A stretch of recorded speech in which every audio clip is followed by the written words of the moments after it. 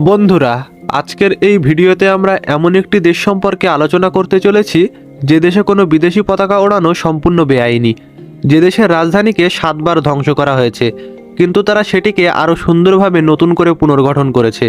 আমরা কথা বলছি লেবানন দেশ সম্পর্কে। তো চলুন ভিডিওটি শুরু করা যাক। লেবাননের অফিসিয়াল নাম রিপাবলিক অফ লেবানন। লেবানন ভূমধ্যসাগরের পূর্ব উপকূলে এবং এশিয়ার পশ্চিমে অবস্থিত। লেবাননের উত্তর এবং পূর্ব দিকের বর্ডার সীমায় সিরিয়া এবং দক্ষিণে ইসরায়েল। এই দেশের মোট আয়তন 10,452 বর্গ কিলোমিটার। আয়তনের হিসাবে লেবানন এশিয়ার দ্বিতীয় ক্ষুদ্রতম দেশ। এই দেশের রাজধানী বৈরুত এবং এই দেশের জাতীয় ভাষা আরবি। এই দেশের বেশিরভাগ মানুষ আরবিতেই কথা বলে।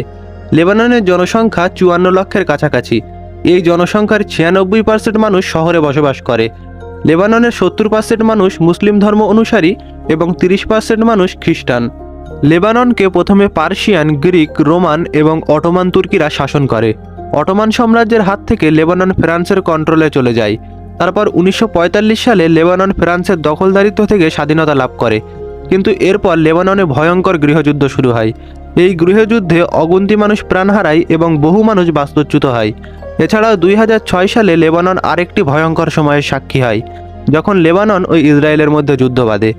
এই যুদ্ধে ইসরায়েল আমেরিকার সহায়তায় লেবাননের উপর ব্যাপক ধ্বংসযজ্ঞ চালায় এবং লেবানন ব্যাপক ক্ষতিগ্রস্ত হয়। লেবাননে ডক্টরের সংখ্যা আরব দেশগুলির মধ্যে সবথেকে বেশি। বিশ্বের বেশিরভাগ দেশে প্রতি 100 জনের জন্য একজন করে ডক্টর, কিন্তু লেবাননের জনসংখ্যার হিসাবে প্রতি 10 জনে একজন করে ডক্টর। এছাড়াও এই দেশের বহু সংখ্যক মানুষ মৎস্য উৎপাদনের উপর নির্ভরশীল। লেবাননে প্রচুর পরিমাণ মাছের চাষ হয়, যা লেবাননের অর্থনীতির একটি বড় অংশ। এছাড়াও কেমিক্যাল রপ্তানি, কৃষি এবং ট্যুরিস্টদের উপরেও লেবাননের অর্থনীতি ব্যাপকভাবে নির্ভরশীল। লেবানন একটি সমৃদ্ধশালী দেশ।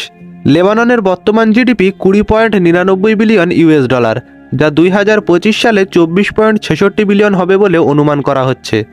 লেবাননের এই জিডিপির 40% ট্যুরিস্টদের উপর নির্ভরশীল। লেবাননের রাজধানী বৈরুত লেবাননের সবথেকে উন্নত শহর।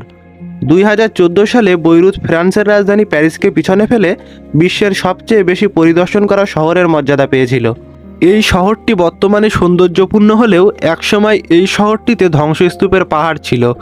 এই শহরটিকে আরব ইসরায়েল যুদ্ধের সময়, ইরান সৌদি প্রক্সি যুদ্ধের সময়, ইরান ইরাক যুদ্ধের সময় এবং লেবাননের গৃহযুদ্ধের সময় 7বার ধ্বংস করা হয়, কিন্তু লেবাননের মানুষ সেটিকে পুনরায় আরও সুন্দরভাবে নতুন করে গড়ে তুলেছে। লেবানন পৃথিবীর একমাত্র দেশ যে দেশের ভূমিতে বিদেশি কোনো পতাকা ওড়ানো সম্পূর্ণ আইনবিরোধী কাজ। লেবাননের সরকার নিজের দেশের ভূমিতে লেবাননের জাতীয় পতাকা ছাড়া বিদেশি কোনো পতাকা ওড়ানোর অনুমতি দেয় না। যদি লেবাননের কোনো নাগরিক বিদেশের পতাকা লেবাননের ভূমিতে ওড়ায়, তাহলে তার জেল পর্যন্ত হতে পারে। কিন্তু সম্প্রতি ইসরায়েলের সাথে ফিলিস্তিনের যুদ্ধ আরম্ভ হওয়ার পর লেবাননের বহু সংখ্যক মানুষ ফিলিস্তিনের সমর্থনে ফিলিস্তিনের পতাকা লেবাননের ভূমিতে উড়িয়েছে, কিন্তু লেবানন সরকার এই ঘটনায় কোনো প্রকার আপত্তি জানায়নি। লেবাননের সরকার দেশের নাগরিকদের পড়ালেখার বিষয়ে খুবই সচেতন। লেবাননের সাক্ষরতার হার 96%-এর কাছাকাছি, অর্থাৎ এই দেশের প্রায় সব মানুষই উচ্চশিক্ষিত, যা লেবাননের উন্নত হওয়ার পিছনের একটি বড় কারণ। আপনি জানলে অবাক হবেন, লেবাননের বেকারত্বের হার মাত্র 3%, অর্থাৎ বেকারত্ব নেই বললেই চলে। লেবাননের সবথেকে বড় নদী লিটানি নদী। এই নদী প্রায় 140 কিলোমিটার দীর্ঘ। লেবাননের বেশিরভাগ উন্নত শহর এই নদীর পাশে অবস্থিত এবং এই শহরগুলি এই নদীর জলের উপরেই নির্ভরশীল। সাধারণত আরবের বেশিরভাগ দেশই মরুভূমি, কিন্তু লেবানন আরব বিশ্বের একমাত্র দেশ যে দেশে কোনো মরুভূমি নেই, যে দেশের ভূমি সকল প্রকার কৃষি ফসল উৎপন্ন করার উপযোগী এবং সবুজ গাছপালাতে ভরপুর। বন্ধুরা, আজকের ভিডিওতে এতটুকুই। শেষ পর্যন্ত সাথে থাকার জন্য ধন্যবাদ।